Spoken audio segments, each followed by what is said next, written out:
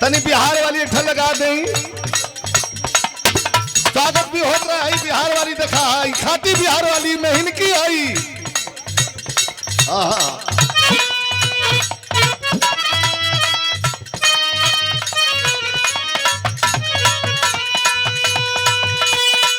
इशारा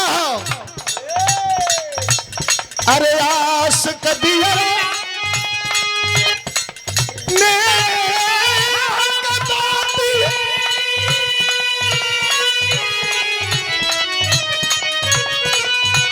जर जर भाई शरीर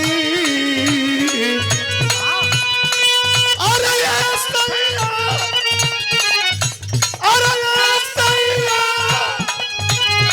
अकहिया ले आई अब न धराता भी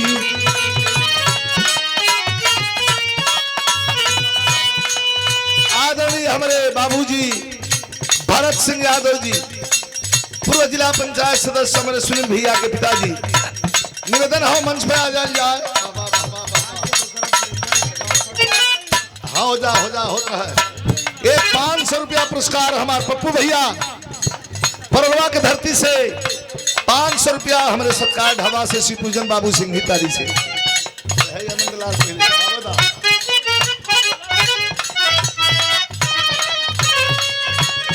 हमारे बाबूजी आदरणीय श्री भरत सिंह यादव जी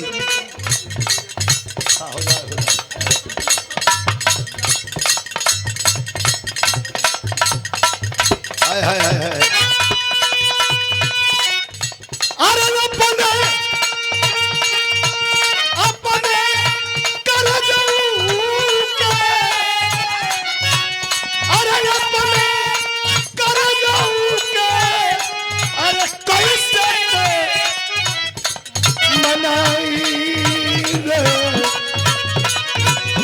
दगा रे दई के ना अपने कर जाऊं के अपने कर जाऊं के कैसे को मनाई राम दगा रे दई के ना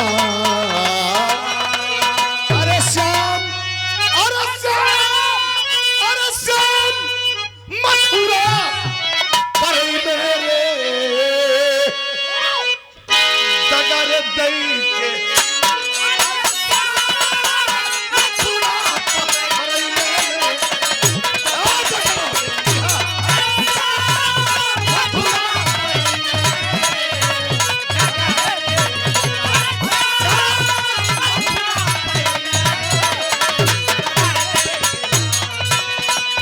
₹500 का पुरस्कार हमारे गार्जियन हमारे अभिभावक आदरणीय बाबू भरत सिंह यादव जी पूर्व जिला पंचायत सदस्य आपके चरणों में प्रणाम।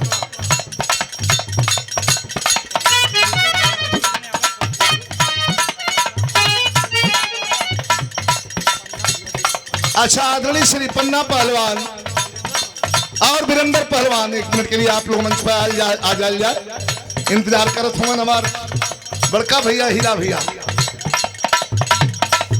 अरे ये दर्शन ये मुलाकात बड़ी सौभाग्य का मुलाकात है। वीरेंद्र पहलवान आदरणीय पन्ना पहलवान हमारे गार्जियन और हमारे रामाश्रय यादव जी प्रधान जी आप भी आ जाएंगे।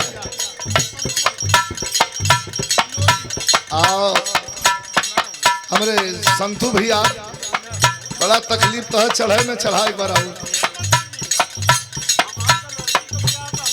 बनो बात ना आजा तनी एक बेर आजा प्रधान जी।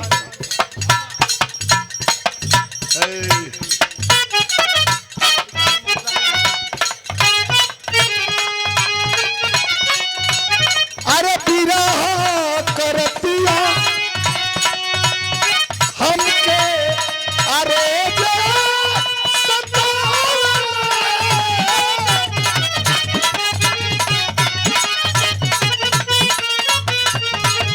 हम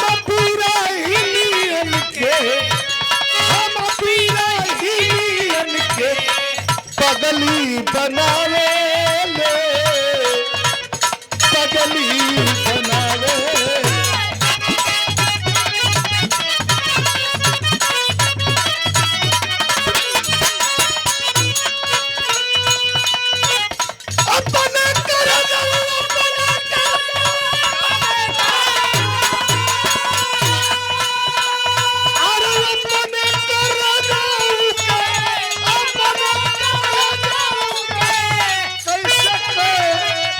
बनाई रे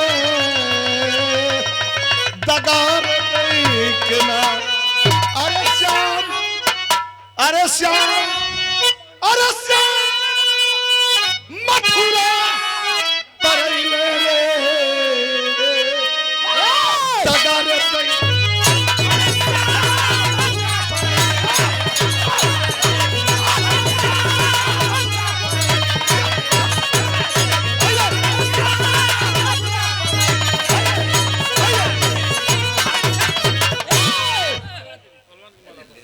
सम्मान होता तने एक बार